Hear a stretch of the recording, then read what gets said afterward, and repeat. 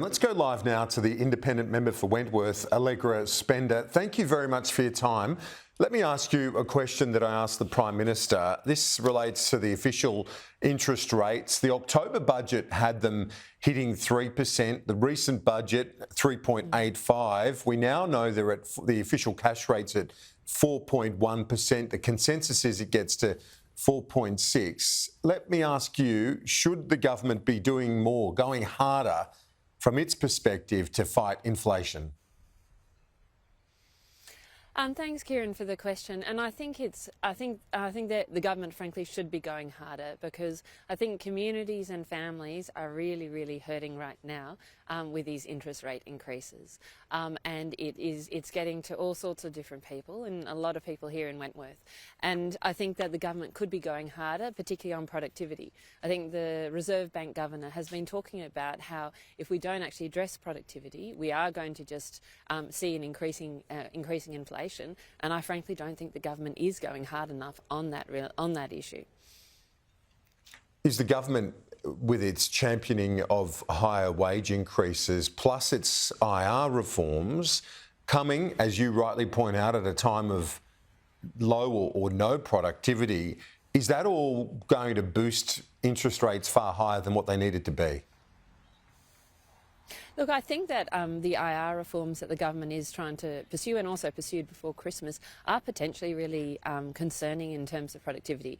What I'm suggesting that the government should do to try and take the pressure off inflation is to say, well, what are the drivers of productivity that could make things better? One is, the productivity review has given recommendations to the government about what could be done to improve productivity. We haven't had a response yet from the government, so that would be the first thing to do. Secondly, absolutely IR reform. There was a lot of positive things in the industrial relations reform which are, good for workers and which businesses support. But there are a lot of things that actually made it harder to run a business and actually aren't going to, long-term help workers in terms of growing wages. And so I think that's where getting that balance right is really, really important. And I'm not sure, I don't honestly think the government's got the balance right. I don't think they're listening enough to the concerns of business, like the complexity of awards. The retail awards, like 65 pages, and people making mistakes and are not being able to work effectively because of that. So it's those things. It's got to listen to businesses as well as work with the unions. And I think if it found that balance right, then it would be doing a better job in terms of taking the pressure off inflation. Should the government also start reining in expectations when it comes to wages? We see Tony Burke championing and celebrating wage increases, and that's fine. It was a big part of the election campaign. But now, at such a delicate point, we face the potential. I mean, the consensus, I said 4.6% in the interest rate. Some believe it'll go over 5%. If that eventuates, we're heading for a much deeper downturn. Look, I think you're absolutely right. And I think, the point is that if inflation, sits really beds in at a high level, then the unemployment rate will have to go up significantly to bring that down. And nobody wants that, because people are holding on right now because they still have jobs. So absolutely, I don't think that the government is doing the right thing in terms of trying to boost this expectation of wages unless businesses can increase productivity, and government needs to make it easy for businesses to do that. So I think it needs to listen to business more and shift that balance, as well as look at how it works and say, can it make it an easier job? Can it make it easier for businesses to do their work? I think of, some, for instance, childcare or aged care providers I've spoken to, and they talk to me about the volume of effectively, red tape and box ticking they need to do to make sure that they comply with all the government regulations. Now, some of that's really important, but at the same time, are we doing it in an effective enough way to make sure that they're doing what's most important and not sort of really wasting time in terms of that paperwork? On the Housing Future Fund, the Prime Minister said his inclination is, and his belief is, governments should serve their full term.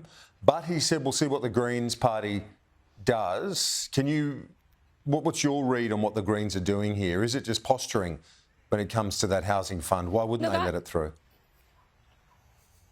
Look, I mean, I met this week with a number of the key housing, community housing, social housing, property council. We're all there together saying, please pass this because this will give us 30,000 homes to those people who need them most. And I think in a housing crisis, I find it really hard to understand why you wouldn't support this legislation. There's been a protracted negotiation. It passed the House back in February, and here we are in sort of mid-June, and it still hasn't passed the Senate. So I think that the Greens should be passing that, but should also, it's okay to say, we can do further. And frankly, I agree, the government needs to go further in housing, but I think it should be addressing this right now and making sure that people who have, houses ready to go, projects ready to go, can get the funding so that they can support the veterans, those people fleeing domestic violence, and people, frankly, just needing a home.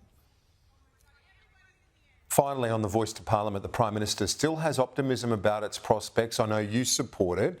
Are you worried, though, where the poll trend is heading right now?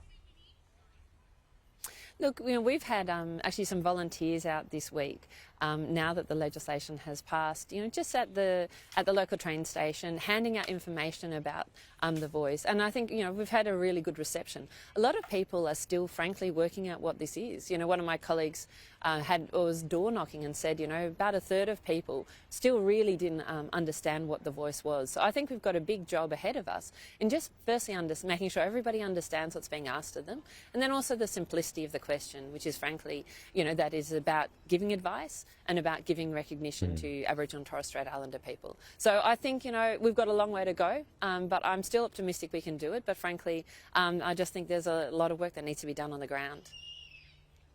Member for Wentworth, Allegra Spender, thanks for joining us this Sunday. Appreciate it. Thanks so much, Kieran.